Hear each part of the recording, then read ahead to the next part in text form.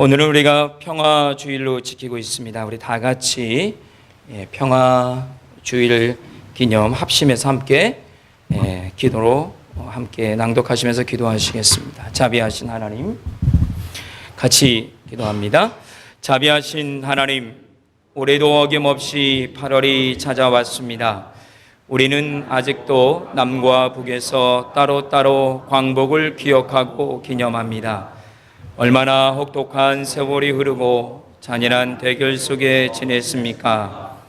비록 일제의 억압은 사라졌지만 아직도 민족끼리 증오하고 있으며 여전히 주변 나라들의 간섭을 받고 있습니다.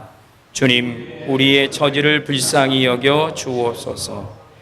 역사를 주관하시는 하나님, 우리는 지난 72년 동안 하나 되는 꿈을 꾸었지만 속마음과 달리 서로 등지고 원수처럼 살아왔습니다. 사랑하는 식구들이 나뉜 채 살아가며 다른 체제와 이념으로 분단의 담을 높이 쌓았습니다.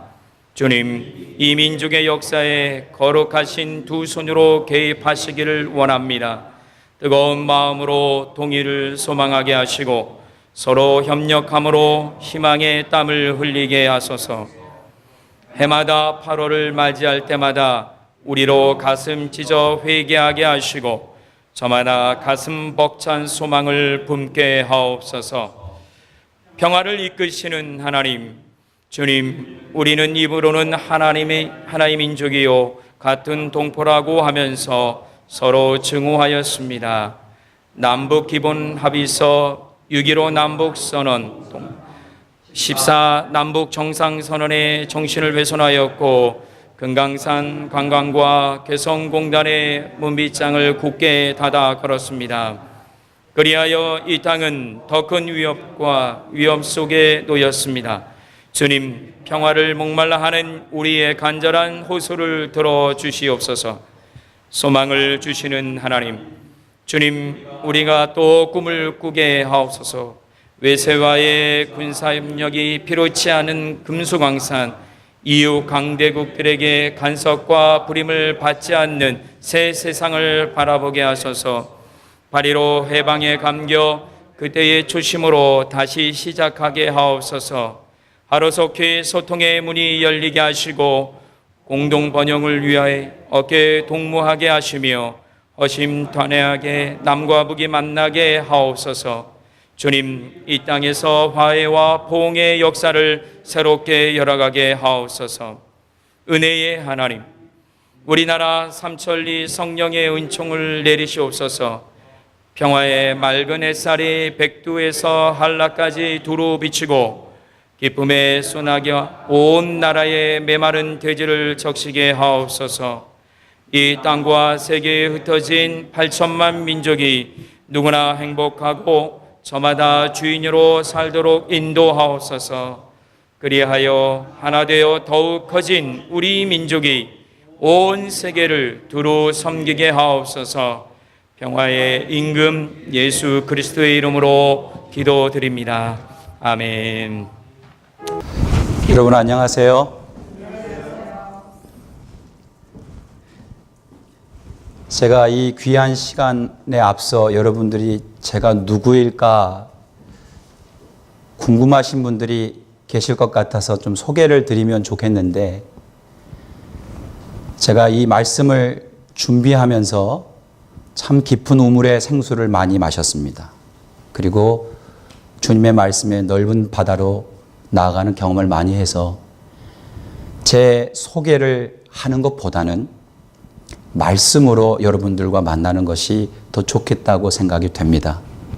제가 경험했던 말씀, 제가 나누고 싶은 말씀, 여러분들과 함께 나누면서 제가 누구인지도 여러분들이 함께 경험하면 좋겠습니다. 참 좋으신 우리 주님의 평화와 은총이 성령 강림절 후 10번째 주일과 또 한반도 평화 통일을 위한 기도주일, 그리고 평화주일을 맞이하는 우리 평화의 교회 교우 여러분들과 함께 있으시기를 축복합니다. 여러분, 우리는 참으로 폭력 폐역적이고 험악한 시대를 살면서 주님으로부터 비폭력적 평화의 일꾼으로 살라는 부르심을 받습니다. 예수께서 탁상공론하는 지식인 공동체를 만드시기 위해 평화의 교회를 여러분과 함께 이 땅에 세우셨다고 생각하지 않습니다.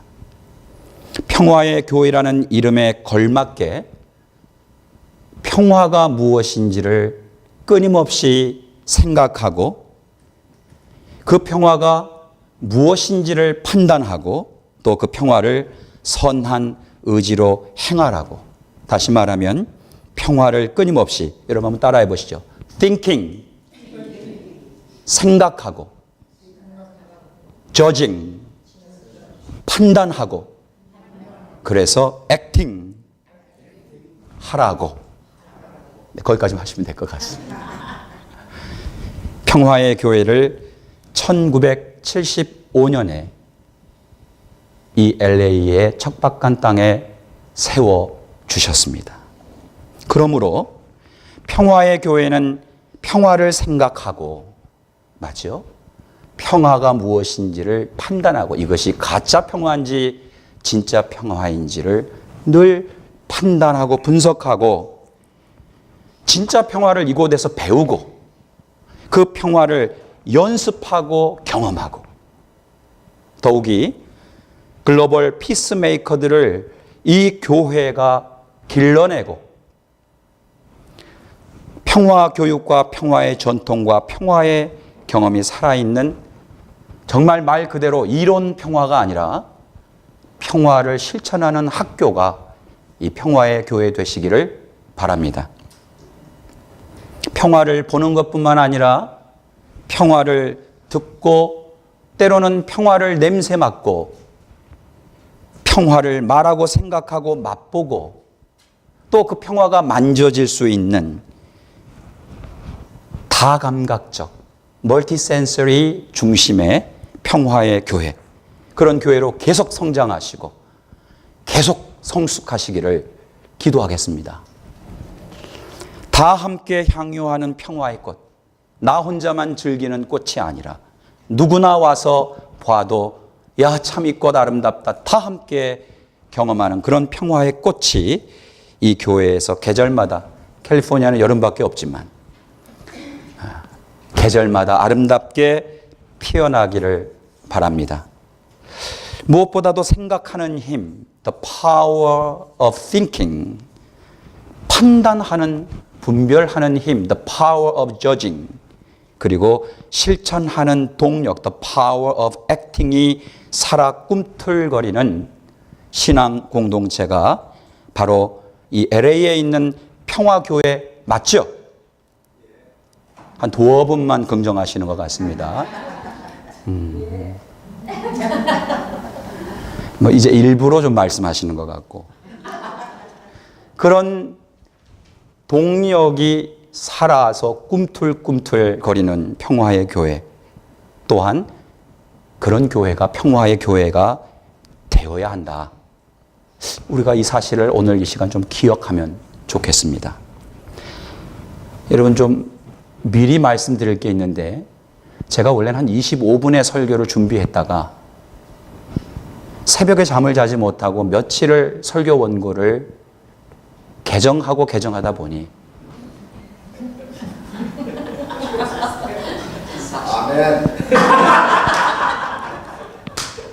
5분으로 줄이지 못하고 한 40분 정도가 되는 거예요.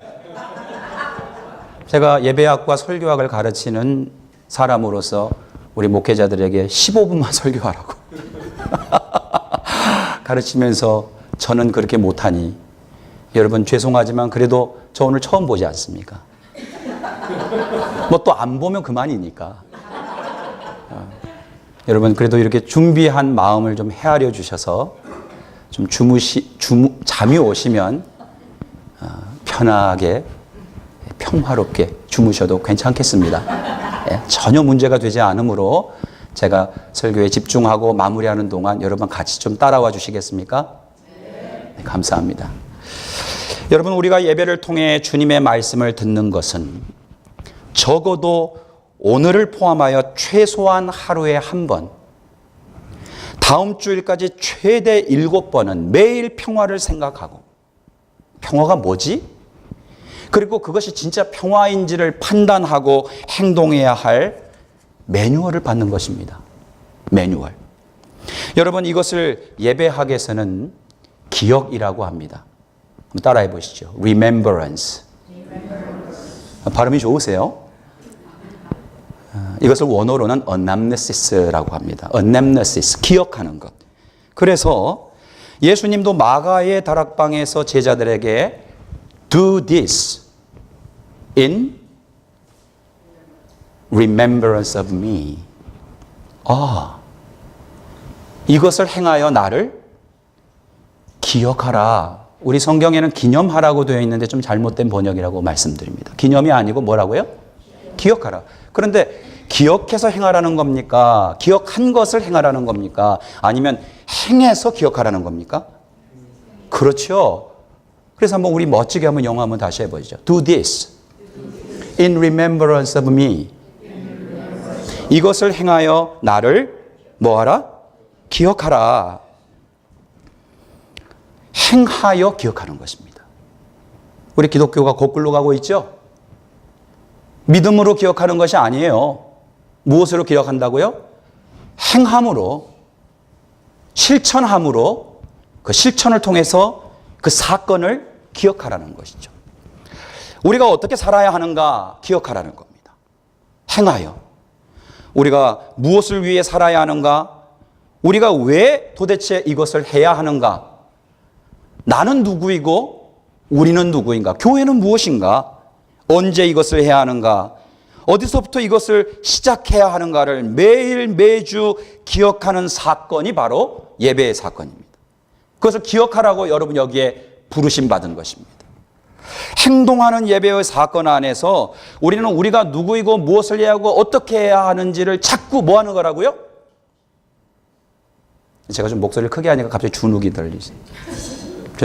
자꾸 뭐 하라고요? 기억하는 것. 그런데 머리로 기억하라는 것이 아니고 행동으로 기억하는데 몸도 기억하고 머리도 기억하고 내가 가지고 있는 모든 다감각적 차원으로 그것을 뭐 하라고요? 기억한다. 여러분 마가의 다락방에서 하셨던 예수님의 말씀, 즉 이것을 행하여 나를 기억하라 라는 이 말씀에 비추어 오늘 우리가 읽은 본문을 조명해 본다면, 오늘 우리가 읽었던 마태복음 말씀 말이죠. 이 말씀을 조명해 본다면 예수께서는 우리가 무엇을 행하여야 하고 그 행함으로 무엇을 기억하라고 하시는 것일까요? 기억하라고만 하시는 말씀 아닙니다. 뭘 행하라고 말씀하셨어요. 그 행함을 통해 무엇을 기억하라. 머리로 기억하지 말고 삶으로 기억하라. 패시브한 사람들 되지 말고 액티브한 사람들 되라. 그러므로 예배도 수동적인 것이 아니고 역동적인 것이 합니다. 누가요? 우리가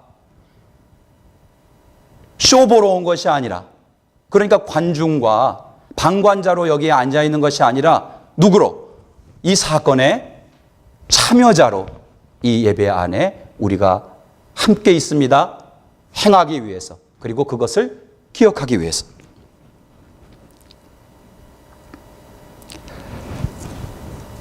저는 이 사건을 예배에서의 경험과 행함이라고 말씀드리고 싶습니다. 그리고 이 예배에서의 경험과 행함은 곧 삶에서의 경험과 행함으로 이어져야 한다. 그래서 여러분 한번 따라해 보시죠. 예배를 조금 더 크게 따라오세요. 예배를 제가 조그맣게 말하더라도 여러분 크게 말해주세요. 펼치면 삶이고 삶을 접으면 예배다. 그러니까 예배와 삶은 C줄과 날줄이요. 예배는 호와 흡. 호흡이 뭐죠? 들숨과 날숨이요. 그러니까 이 말씀은 무슨 말입니까? 떨어질래야 떨어질 수 없는, 하나만 있고 하나만 존재할 수 없는 것이다. 예배와 삶은 그러므로 둘이지만 하나다. 동전의 양면과 같다 하는 말씀입니다. 오늘 본문에서 예수께서는 세 가지의 행동의 매뉴얼을 우리에게 제시하고 있습니다. 더 있지만 제가 그 부분은 좀 더 자세하게 말씀드릴 시간이 있을 겁니다. 첫 번째 행동의 매뉴얼은 따라해 보시죠. 왼쪽 뺨마저 돌려대어라. 두 번째 행동 매뉴얼은 겉옷까지도 내주어라. 세 번째 행동 매뉴얼은 심리를 같이 가주어라. 입니다. 입니다는 안 하셔도 됩니다. 잘 따라오시기 바랍니다. 저는 오늘 이 예수님의 말씀을 여러분과 함께 생각하고 싶습니다. 생각하되 critically 생각하고 싶습니다. 그냥 생각이 아니라 어떻게 해요?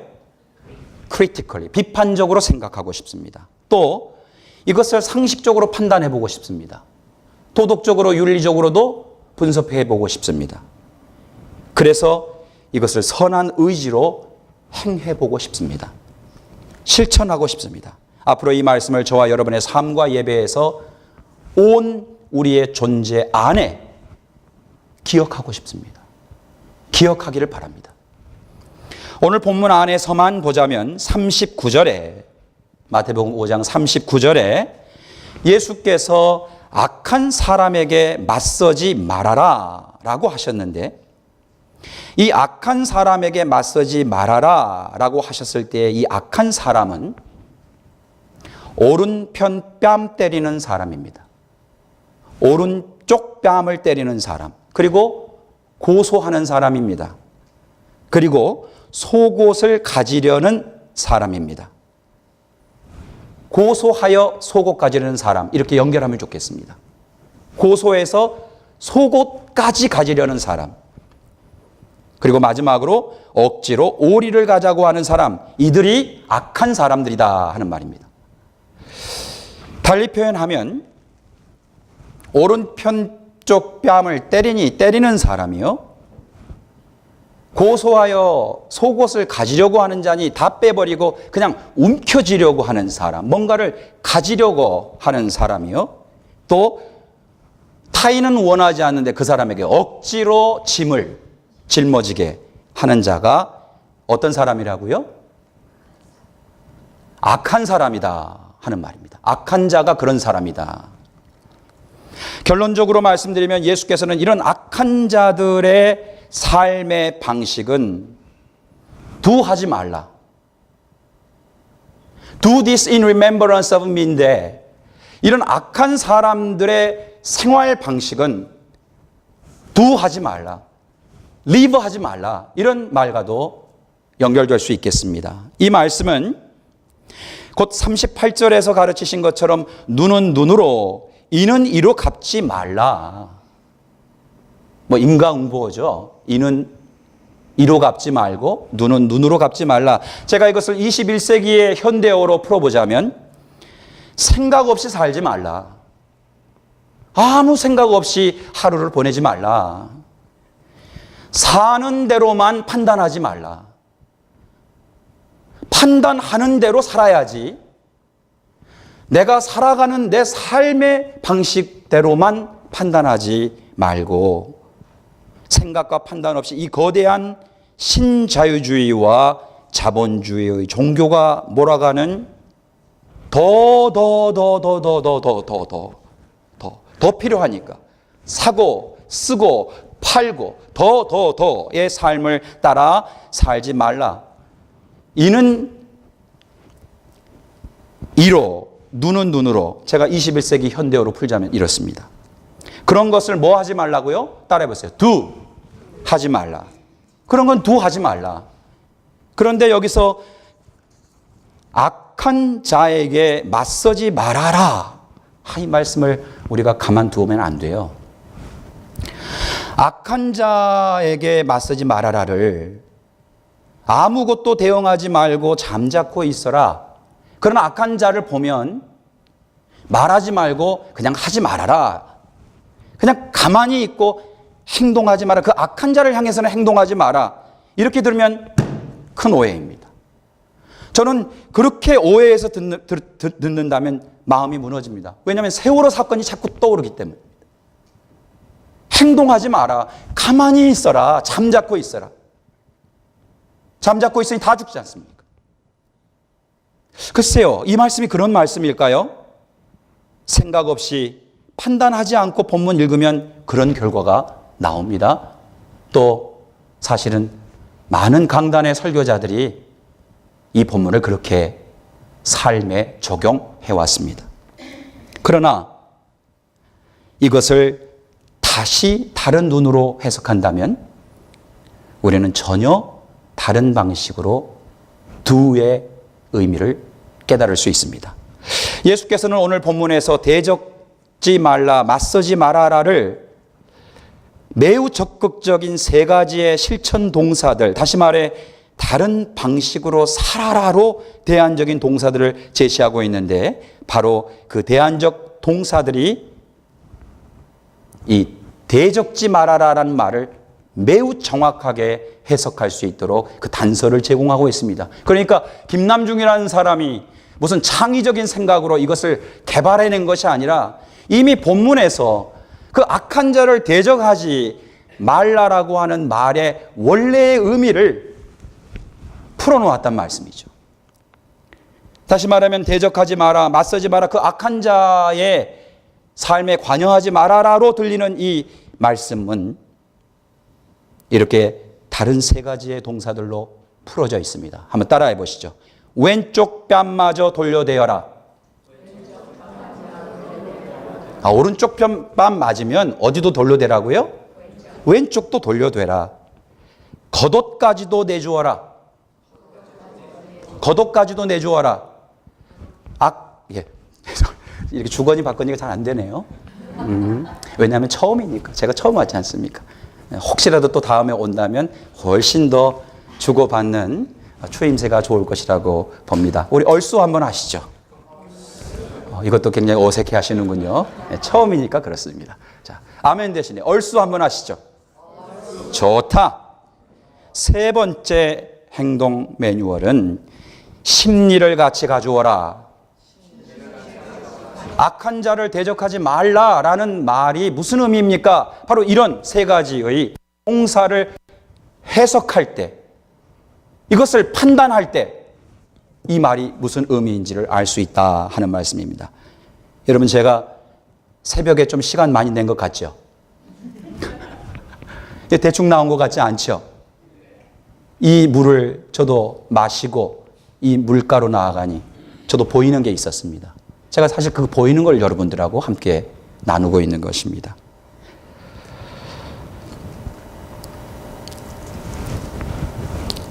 결국 42절에 나오는 오늘 본문의 마지막 말씀이죠.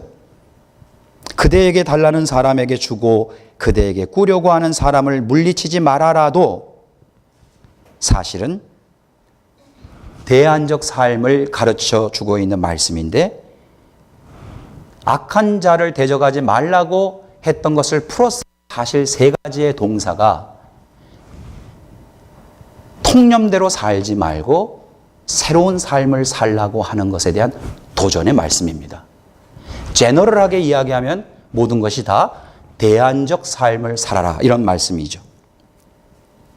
42절의 말씀은 제가 나가는 말에서 조금 더 자세하게 다룰 필요가 있기 때문에 꼭 제가 잊지 않고 42절 말씀을 언급해 드리겠습니다.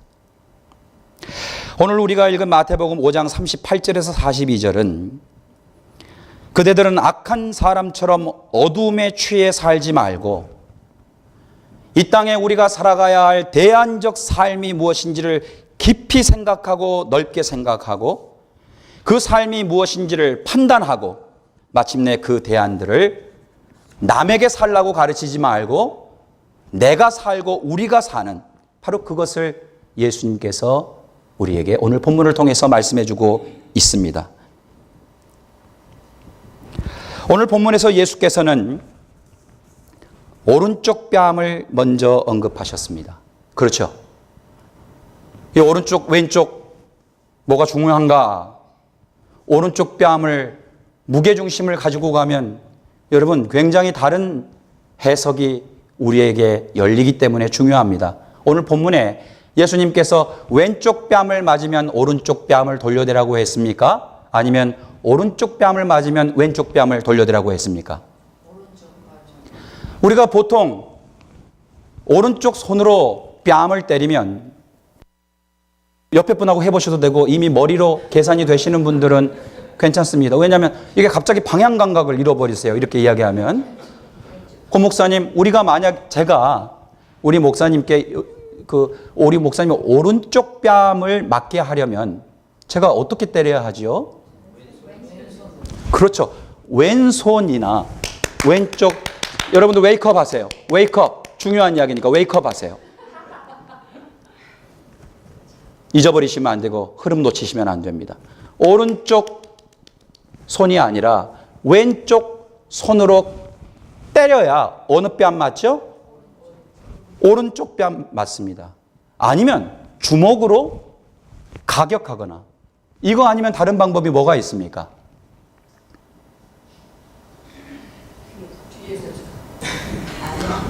저는 전혀 생각하지 않은 이런 창의적인 오른손을 사용해야 한다면 어떻게 오른쪽 뺨을 때릴 수 있습니까? 그렇죠. 말씀 안 하셔도 이미 행동을 하신 분들이 계시니 감사합니다. 이렇게 때려야죠. 한번 해보세요. 옆에 분들에게 해보세요. 이렇게 해야 어디가 맞습니까? 오른쪽 뺨이 맞아요. 그렇지 않으면 이렇게 때려야 되는데 저는 살면서 이렇게 때리는 분들 한 번도 못 봤어요. 왜냐하면 이거는 때리는 사람이 다쳐요. 뼈가 뒤틀려 있으니까. 그러니까 이렇게 해서 때리거나 아니면 이렇게 때려야 하는데 왜 이것이 중요하냐? 당시 유대 사회에서는 왼손 사용을 비정상적이라고 생각하는 부정적 통념이 있었습니다. 근데 이건 우리 문화도 그런 거예요. 그러니까 이해가 되는 거예요. 어릴 때 우리가 왼손으로 밥 먹으면 어르신들이 왼손 사용하는 것을 매우 혼내셨습니다. 오른손 사용하라고. 유대 사회는 공개적인 장소에서 왼손 사용할 수 없습니다. 그래서 여러분 구약 성서에도 여호와께서 어느 팔을 높이 드셨다?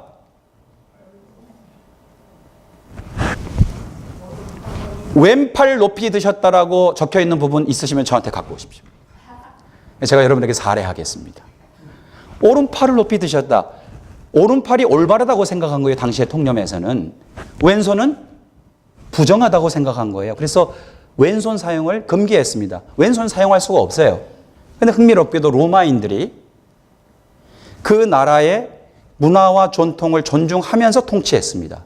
그래서 로마인들도 가급적이면 왼손, 오른손 다 사용할 수 있지만 오른손을 사용하는 것을 자제했습니다. 그러면 왜 예수님께서는 오른쪽 뺨을 맞으면 이라고 말씀하셨을까요?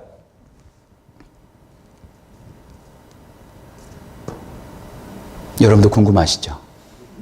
왜 오른쪽 뺨을 맞으면 왼쪽 뺨을 돌려대라고 하셨을까요? 제가 이것만 설명해도 한 2시간 하기 때문에 생략하겠습니다. 결론만 말씀드립니다. 오른쪽 뺨을 맞는 경우는 당시의 사회적 통념의 정황으로 볼 때 가해자가 피해자를 오른쪽 손등으로 때리는 것이 맞습니다. 손등으로 때리는 힘은 사실 손바닥이나 주먹으로 때리는 힘보다는 파괴력이 약합니다. 그죠? 이렇게 때리는 것은 이렇게 때리는 것보다는 분명히 스피드나 힘의 면에서는 약합니다. 다시 말해 피해자가 신체적으로 아프라고 때리는 것이 아니죠. 손등으로 때리는 것은 피해자가 몸이 아프라고 때린 것이 아니라 일종의 수치심과 모욕감을 맞는 이로 하여금 느끼게 하는 것입니다. 가해자의 쾌감입니다. 그것을 인조이 하는 거죠. 내가 그렇게 하며 저 사람이 비굴해지는 것을 인조이 하는 것. 그것이 오른손 등으로 오른쪽 뺨을 때리는 것입니다. 그런데 여러분 이렇게 맞는 것이 더 아픕니다.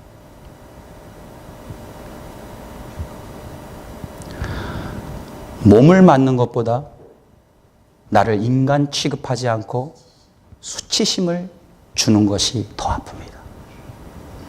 우리가 사랑하는 노무현 대통령이 그렇게 가셨습니다.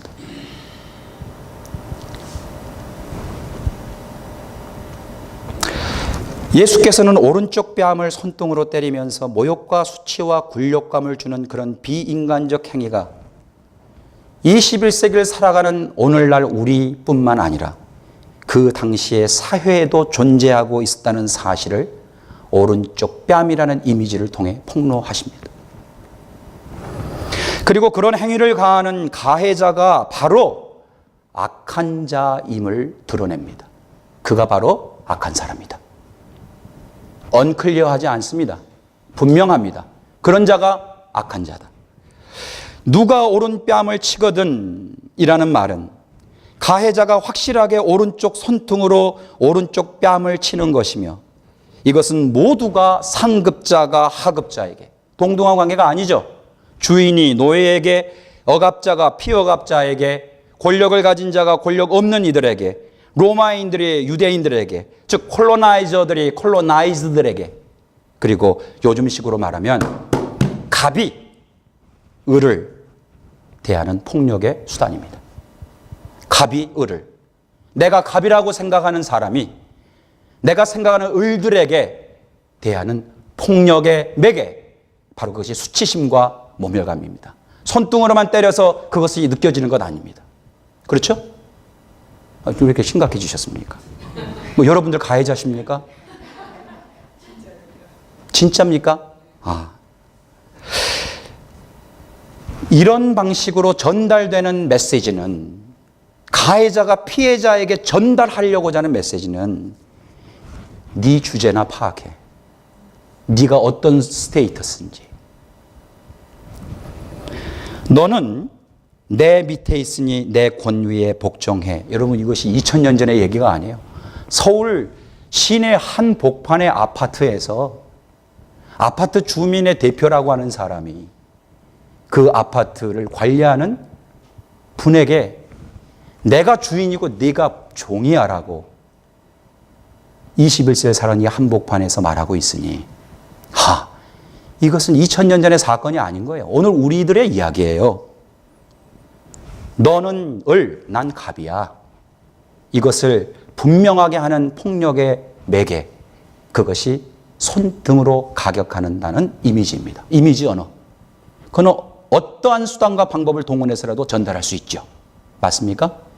그건 꼭 그렇게 해서 전달하는 것뿐만이 아니라 그렇게 전달하는 것을 지금 우리 주님께서 폭로하시는 거죠.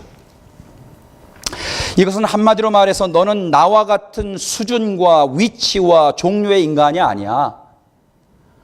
나는 이렇게 좋은 학교를 나왔는데 너는 이름도 없는 학교에 나와서 어떻게 나와 동등한 위치에서 일을 할 수가 있어? 너는 좀 심하게 말하면 garbage야, garbage.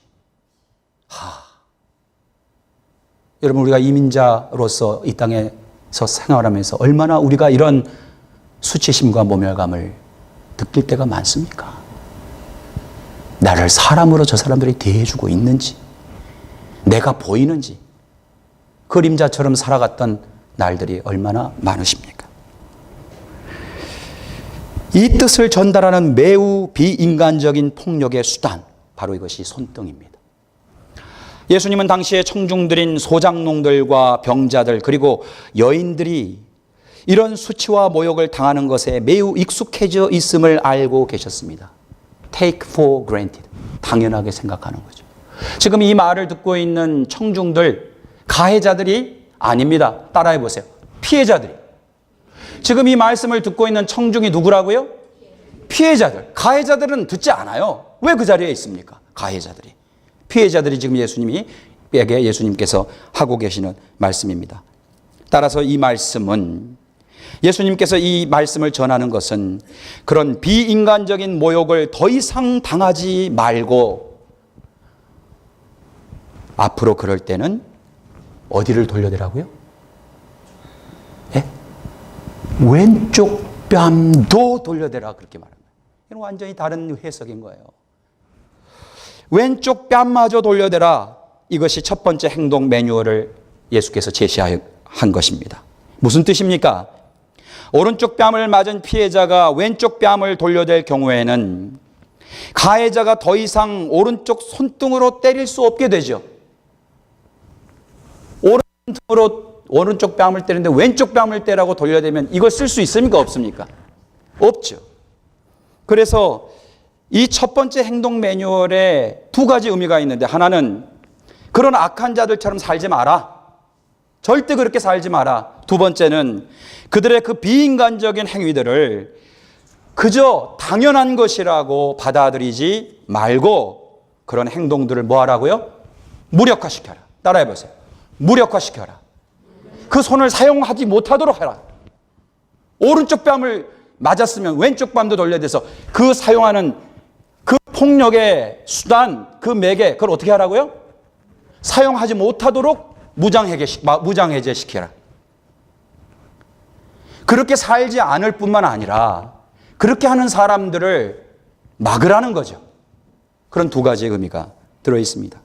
더 이상은 비인간적인 폭력을 행사하지 못하도록, 그 악한 힘을 사용하지 못하도록 하라는 매우 적극적인, 패시브하지 않고 액티브한 구경꾼과 방관자가 아니라 참여자가 되어 적극적으로 막아내라는 행용 강동인 것입니다. 얼쑤!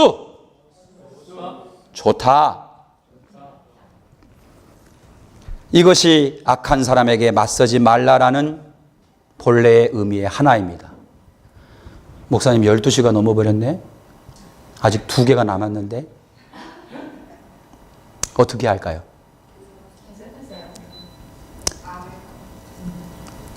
괜찮으시겠습니까? 꼭 물어보고 합니다. 여쭤보고. 네. 괜찮습니까?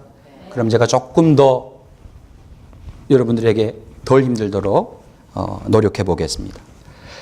여러분, 저는 이 대목에서 올해 10월 31일이면 종교개혁 500주년을 맞이하는 개혁교회의 의미를 여러분들하고 잠깐 생각해 보고 싶습니다.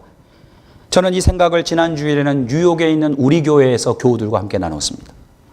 1517년 종교개혁 당시에 기독교인들은 프로테스탄트라고 불렸습니다.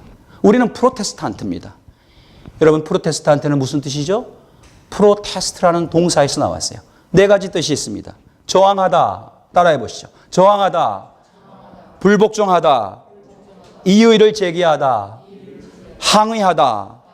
프로테스탄트는 이러한 프로테스트의 동사로부터 나왔어요. 형용사도 아니고 명사도 아니고 행동하는 동사로부터 우리의 존재의 정체성이 무엇인지를 알게 해주는 겁니다. 그렇다면 프로테스탄트로서 우리는 뭘 저항하고 뭘 불복종하고 어디에 항의해야 합니까? 여러분, 우리는 모나폴리에 대해서 불복종하고 그것을 무기력화시켜야 합니다. 그리고 나눔을 의지적으로 의도적으로 실천해야 하는 것입니다. 여러분, 우리는 증오와 혐오를 저항하고 무력화시켜야 합니다. 더 이상 그것을 사용하지 못하도록 용납해서는 안 됩니다. 그리고 사랑과 용서와 연민을 실천해야 하는 것입니다. 분열하는 곳에 가서 당당하게 이의를 제기하고 그 분열하는 곳을 무력화시켜야 합니다. 그리고 일치를, 그리고 통일로 나아가야 합니다. 전쟁과 테러에 항의하고, 휴전이 무슨 말입니까? 휴전의 의의를 제기하고 정전과 평화를 위해 일해야 합니다. 저는 우리 평화의 교회가 그런 일을 하고 계신 줄 알고 있습니다. 여러분, 그렇죠? 계속해서 끊임없이 이 일을 해주시기를 부탁드립니다. 부정과 부패는 무력화시켜야 합니다. 나만이 아니라 우리가 살아가는 이 세상에 이런 일이 존재하지 않도록 무력화시키고 정의와 정직과 성실함을 실천해야 합니다. 차별이 있는 곳에 가서 이의를 제기해야 합니다. 그리고 그것을 무력화시켜야 합니다. 누가요? 제가 가서 하면 되죠? 저 파송시켜 주실 거죠? 아니요. 따라해보세요. 나. 그리고 우리가 가서 차별이 있는 곳에 가서 이의를 제기하고 무력화시켜야 합니다. 그것을 더 이상 사용하지 못하도록 동력을 끊어버려야 합니다. 얼쑤. 좋다. 소유와 채움에 불복종하십시오. 자꾸 가지려고자 하고 채우려고자 하는 그것을 무력화시키고 절제와 비움을 추구해야 하는 것입니다. 바로 이것이 프로테스탄트의 정체성입니다. 우리가 그렇게 살아야 하는 것인데 너무 많이 엇나가 버렸습니다. 우리의 원래의 존재의 정체성은 프로테스탄트입니다. 프로테스탄트 사람들, 오른쪽 손등을 사용하지 못하도록 왼쪽 뺨을 돌려대는 것은 이제는 더 이상 저와 우리를 무시하거나 모욕하지 마시오. 저와 우리는 인간입니다. 저도 존중받아야 할 사람이요라고 응답하며 그러한 행위를 저항하고 그러한 행위를 불복종하고 항의하며 의의를 제기하는 프로테스탄트로서의 올바른 행위입니다. 예수께서는 사람을 사람으로 대하지 않는 악한 자들, 사람들에게 절대로 복종하거나 무릎을 꿇지 말라고, 그 악한 자들에게 무릎 꿇지 말라고 급진적인 행동을 오늘 청중들에게 가르쳐 주신 것입니다. 저는 우리들이 가해자가 되지 않기를 바랍니다. 여러분들도 피해자였었다면 오늘 이 청중들의 자리에 동참하십시오. 그리고 이 말씀이 저 2000년 전에 소수자, 약자들이 아니라 여러분의 이야기로 들으시고 예수 그리스도의 이 행동 강령에 우리가 한번 아멘 하면 좋겠습니다. 그러므로 비록 저와 우리의 소리가 작다고 하더라도 우리는 인간을 모욕하고 인간을 차별하고 인간이 인간을 정복하며 특히 인간을 한낱 전쟁의 부품으로 여기는 이 땅의 모든 비인간적 행위와 폭력 앞에 당당하게 왼쪽 뺨을 돌려 대십시다. 이런 교회 되시기를 바랍니다.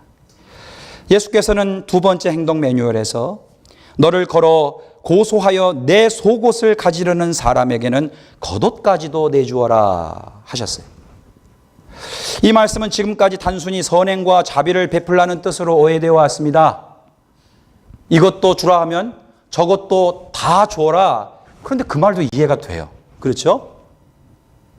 그러나 너를 송사하여 속옷을 가지고자 하는 자, 너를 걸어 고소하는 자가 이 말씀을 잘하는 이 말씀을 정확하게 이해하기 위해서는 우리는 한 걸음 더 들어가야 할 필요가 있습니다. 왜냐하면 고소하는 자라는 말을 놓치면 안 돼요. 고소하는 자. 그냥 달라고 한 거 아니에요. 누가 달라고 한 거예요? 고소하는 사람이 달라고 한 거예요. 이 말씀의 배경이 되는 채권자와 채무자 사이의 담보물 규정은 신명기 24장 10절로 14절에 나와 있습니다. 여러분 꼭 기억하시다가 집에 가서 꼭 읽어보세요. 신명기 24장 10절에서 14절. 신명기에 나와 있는 이스라엘의 약자 보호법에 따르면 겉옷은 압류가 허용되지 않았습니다. 겉옷은 못 가져가요. 아무리 채무자가 갚아야 될 돈이 많지만 다 가져가도 무엇은 못 가져간다고요? 겉옷만큼은 못 가져가요. 그것이 신명기 24장 10절에서 14절에 나와 있는 내용이에요. 밤에는 이불 대용으로 덮을 수 있는 것이 겉옷이었기 때문에 약자 보호법에 따라 아무리 그 사람이 어마어마한 빚을 졌어도 그 빚을 다 빼앗아도 무엇만은 돌려줘야 한다고요? 겉옷만큼은 돌려줘야 했습니다. 그날 밤에 입고 덮고 자라고. 예수님 당시에 여러분 잘 아시는 것처럼 빚 채무 매우 심각한 사회 문제였습니다. 로마 제국은 제국을 유지하기 위해 말도 되지 않는 정말 별의 별 세금을 다 부과했습니다.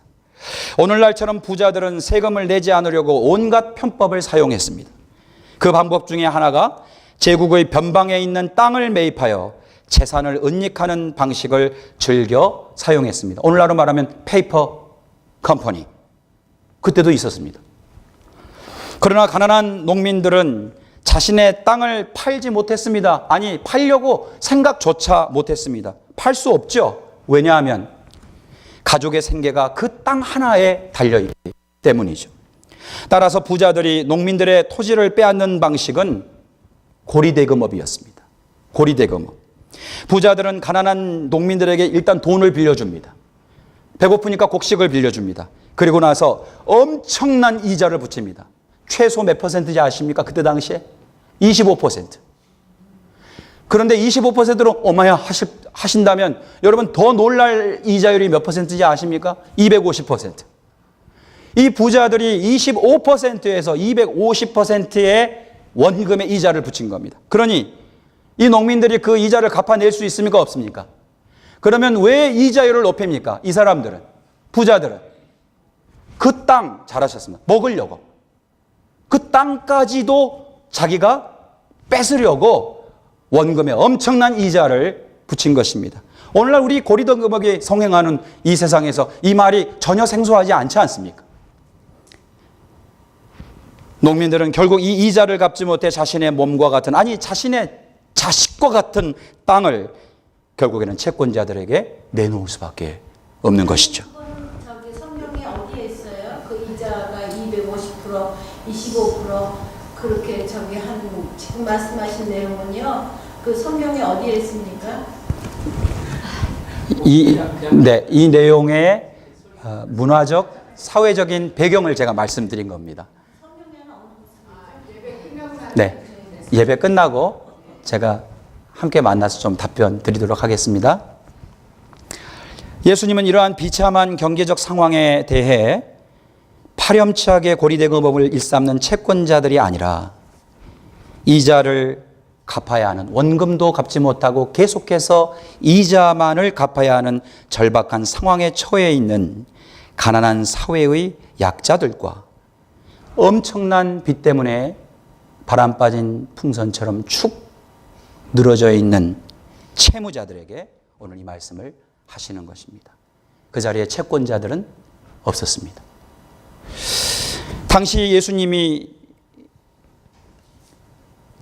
채권자들이 청중이 아닌 채무자들에게 말씀하셨다는 것을 기억하면서 가난한 사람들, 억울한 사람들이 이 원금을 갚을 길도 없고 또 이것을 고소해서 법정에서 이길 수도 없었다는 것을 우리가 지금이나 그때나를 좀 이해해 보면 좋을 것 같습니다.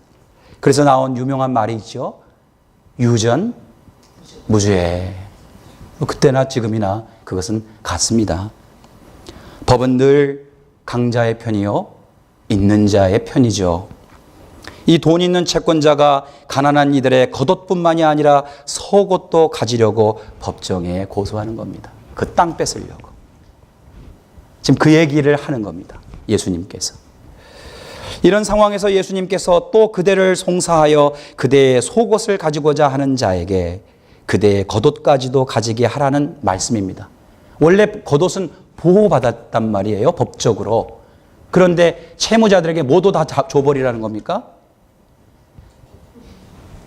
유일하게 건질 수 있는 겉옷도 채권자에게 줘버려라. 지금 그 말씀이에요. 채권자가 압류를 행사할 수 없었던 채무자가 입고 있던 그 유일한 겉옷까지도 벗어주어 완전히 발가벗고 뭐가 되라는 말씀입니까? 아니, 겉옷도 벗고 속옷도 벗으면 어떻게 되는 겁니까? 알몸이 되는 거잖아요. 차라리 알몸이 되어버려라. 그 말씀입니다.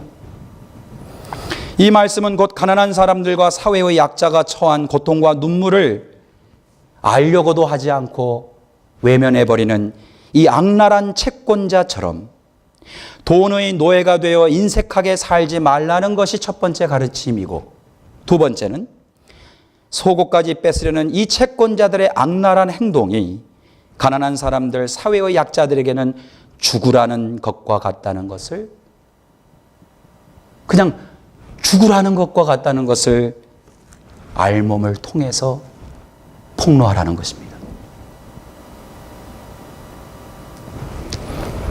오늘날로 말하면 이윤을 창출하고 무한개발과 경쟁을 추구하는 삶을 살지 말고 그런 경제구조가 어떠한 공멸, 함께 죽는 길인지를 발가벗듯이 남김없이 폭로하라. 왜냐하면 여러분, 그때 당시에 유대에서는 정결법이 있었는데 그 정결법 중에 우리 맨슐레이션 규정 아시죠? 아신다고 생각하고 설명하지 않겠습니다. 다른 사람의 알몸을 보면 빨리 그 눈을 씻으라는 정결법의 규례가 있습니다. 누군가가 알몸으로 시비를 하면 누가 난처해집니까? 누가 난처해지죠? 예, 대답을 좀 적극적으로 해주시면 감사하겠습니다. 알몸을 드러낼 사람은 2판 4판입니다. 왜? 겉옷, 속옷 다 뺏기는데 뭐 남은 게 있어야죠. 그것밖에 없는 거예요. 하지만 그 드러난 알몸을 보는 채권자는 문을 씻어야 합니다. 왜?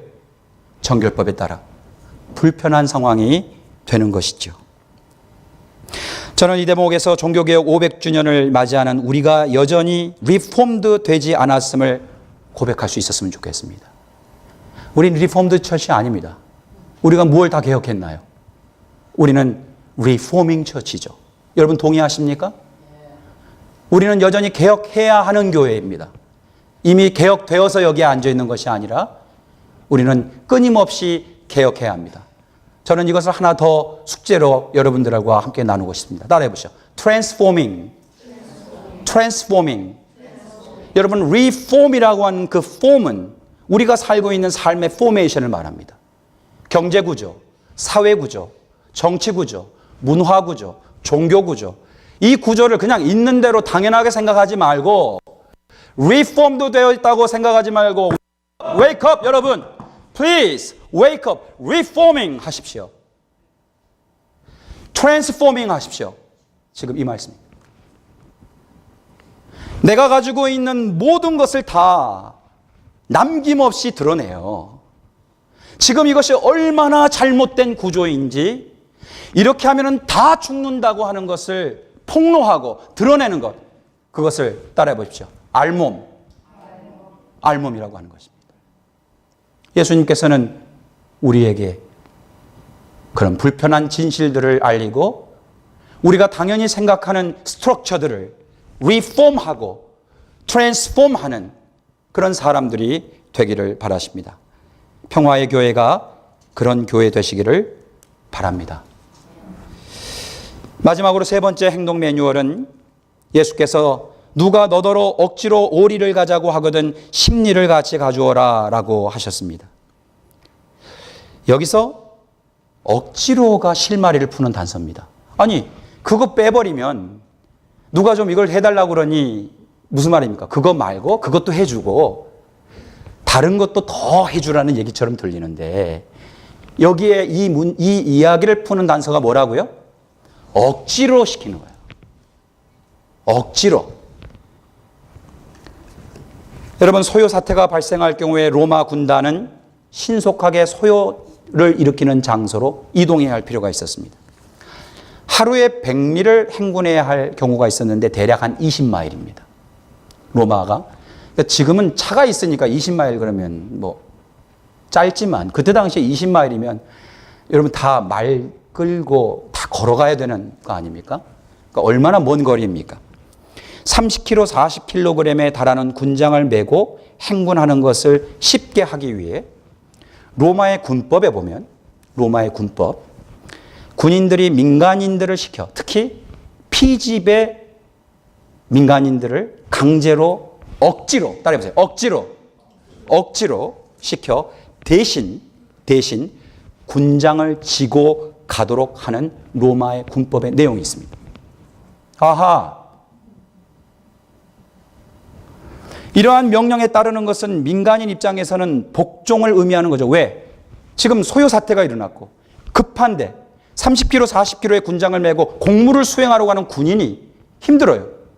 그러니 이 힘든 군인을 저도 군대 생활 해봤지만 그렇게 힘든 군인이 있으면 누가 매죠, 목사님? 고 목사님? 좀 힘세고 좀 뚱뚱해 보이는 사람. 그래서 저희가 계속 맸어요.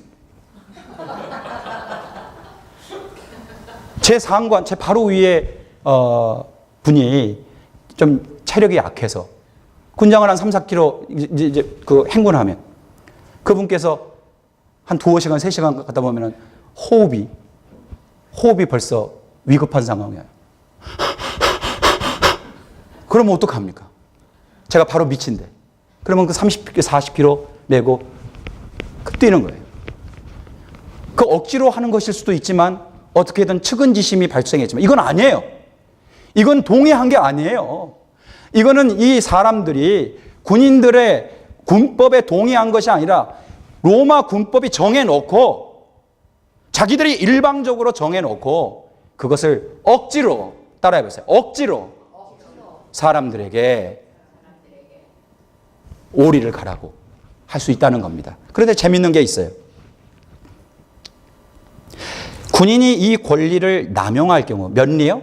오리. 오리는 대략 한 2km 정도 됩니다. 1.2마일 정도 됩니다. 제가 오늘 오면서 우리 아내한테 여보 한 2마일, 1.2마일, 2km면 뭔가? 그랬더니 그렇게 멀지는 않은데 근데 이걸 억지로 가면 어떨까? 멀지. 그냥 걷는다고 그러면은 모르겠어. 운동한다고. 근데 내가 원하지 않는데 어떤 짐을 지고 내가 걸어간다면 그건 상당히 먼 거리지. 맞아요. 그래서 이것이 나중에 토착민들의 불만으로 나와 또 소요 사태가 일어날 수 있기 때문에 오리로만 제한시킨 겁니다. 오리로만. 그래서 여러분 평화의 도로라고 하는 로마의 길에는 오리마다 하얀색 표지판이 세워져 있었습니다. 어떻게 그것을 계산합니까? 그 표지판을 보고 지나가는 시민에게 자네 이리 오게. 이거 짊어져. 그리고 오리까지 갑니다. 거기까지는 군법이 허용해주는 범위입니다. 그런데 오리를 넘어서면 로마의 군인이 군법에 의해서 처벌당하게 되어 있습니다. 여러분 제가 지금 다 모든 걸 창작으로 한다고 생각하지 않으셨으면 좋겠습니다. 혹시 처음 들으셨더라도 이건 처음이 아니고 이 본문을 이해하기 위한 social, cultural, historical context를 여러분에게 정확하게 인포메이션을 드리는 겁니다. 소설 아닙니다. 부탁드립니다. 네, 저분이 소설을 참 잘 쓰시네라고 생각하시면 안 됩니다. 이런 상황에서 예수님은 청중들에게, 이 청중들은 누굽니까? 억지로 오리를 걸어가도록 명령받을 수 있는, 언젠가 자기는 이제까지 좀 그런 경험을 나는 못했는데 나는 그런 피해가 없었지만 언젠가는 그런 피해를 당할지도 모르는 상황에 있는 사람들, 또 이미 그런 상황을 경험한 사람들이 청중이었습니다. 그들에게 하시는 말씀이 그대들아 오리를 가자고 하면 그 군장을 메고 오리를 더 가시게. 하하하. 무슨 말씀입니까? 그렇게 되면 결과적으로는 누가 당황하죠? 오리를 가는 것으로 군장을 내려놓지 않고 아닙니다. 제가 오리 더 가죠 하면 그 순간 누가 지금 당황하게 되어 있습니까? 로마의 병정이. 왜요? 군법에 저촉되고 본인이 처벌을 받기 때문이죠. 그렇습니다. 오리를 가라고 명령했던 로마 군인이 당황하는 것입니다. 다시 말하면 예수님의 말씀은 복종을 억지로 강요당한 사람 측에서 그 복종을 강요한 로마 군인으로 하여금 군법을 어기도록 만들어, 군법을 만든 사람들이 군법을 어기도록 만들어 그를 난처한 입장에 빠지게 하라는 행동 강령입니다. 당황한 가해자가 피해자에게 오히려 자네 왜 이러나? 왜 이래? 그냥 가만히 있어. 오리까지만 하면 되잖아. 왜 더 가려고 해? 오히려 가해자가 피해자에게 제발 그렇게 하지 말라고. 뭐 그런 일은 없겠지만 무릎을 꿇고 싹싹, 나 이러면 나 영창 가네. 이거 내 자식들도 다. 상황이 어떻게 돼요? 완전히 바뀌어버리는 거죠. 지금 이 세 번째 메시지는, 이 가르침은 곧 힘과 폭력을 남용하여 다른 일을 억압하고 복종을 강요하는 것을 당연하게 생각해왔던 법들, 제도들, 그냥 그렇게 살아. 아, 시끄러워. 그거 문제 제기하면 복잡해져. 이런 방식으로 살지 마라. 그게 악한 자들이다. 그렇게 사는 삶의 방식이 악한 사람들의 방식이다. 두 번째는 그런 제도의 부당함을 폭로하여 가해자들을 당황시키고 난처하게 만들며 부끄러워 어쩔 줄 몰라 안절부절 못하게 하라. 그들이 만들어 놓는 자기들의 법에 자기들이 어떻게 하게 되라? 걸리게 해라.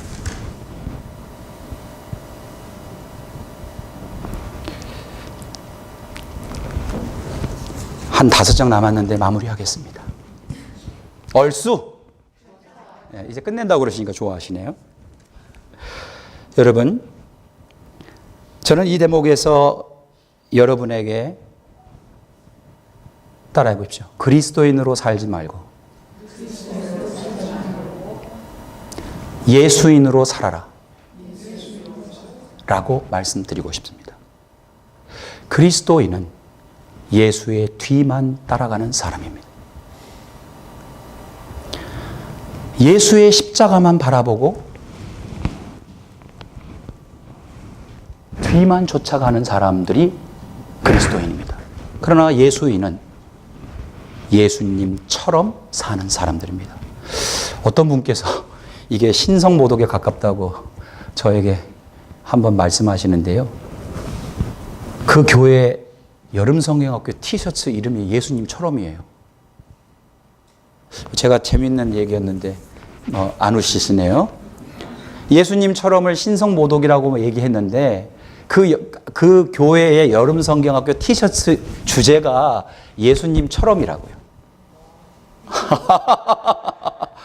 웨이크업 안 하십니까? 이거 거의 끝나가는데. 예수인은 우리가 이 땅에서 예수처럼 사는 것입니다.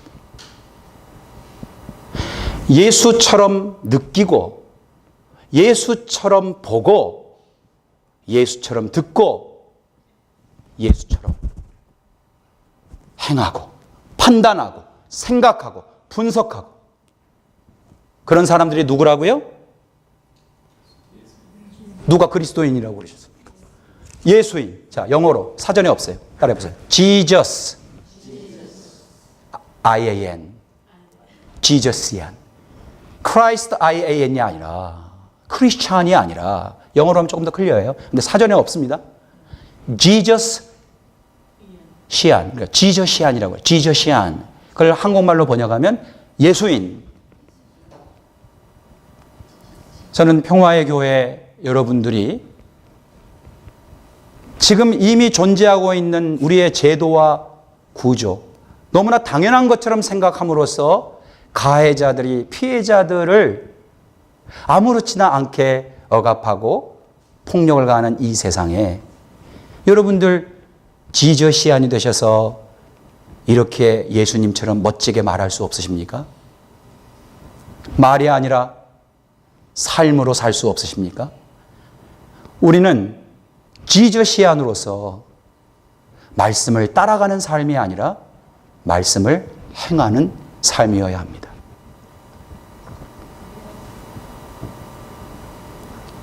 오늘 특별히 이 평화 주일에 그렇게 살라고 깊이 생각해보고 깊이 판단해보고 그래서 그 판단한 것을 살아보라고 프로테스탄트로, 트랜스포머로, 리포머로 그리고 지저시안으로 살아가라고 하시는 주님의 부르심에 여러분 아멘 하실 수 있으시겠습니까? 아멘. 저는 오늘 이 모든 내용을 단 하나로 설교 제목으로 잡았습니다. 여러분, 비폭력적 평화의 일꾼들이 되어 주십시오. 기도하시겠습니다. 평화의 주님, 이 말씀 따라 사는 동안 지치지 않게 하시고 이 말씀의 길을 걸을 때에 우리의 삶에서 하나님의 나라를 미리 맛보고 경험하게 하여 주옵소서. 우리의 죄로 인해 우리가 사는 세상에 분열과 전쟁과 지옥을 경험합니다. 세계 도처에서 차별과 전쟁과 테러의 소식이 끊이질 않습니다. 주님, 이 세상을 불쌍히 여겨 주시옵소서. 그리고 비폭력적 평화의 일꾼으로 일평생을 살겠다고 고백하고 결단하는 우리의 다짐 속에 주님의 성령을 부어 주시옵소서. 주님의 매뉴얼을 따라 걸어가지만 않겠습니다. 그 매뉴얼을 생각하고 판단하고 그렇게 살겠습니다. 이렇게 살겠다고 고백하는 우리와 영원한 동행이 되어 주시옵소서. 예수님의 이름으로 기도드립니다. 아멘.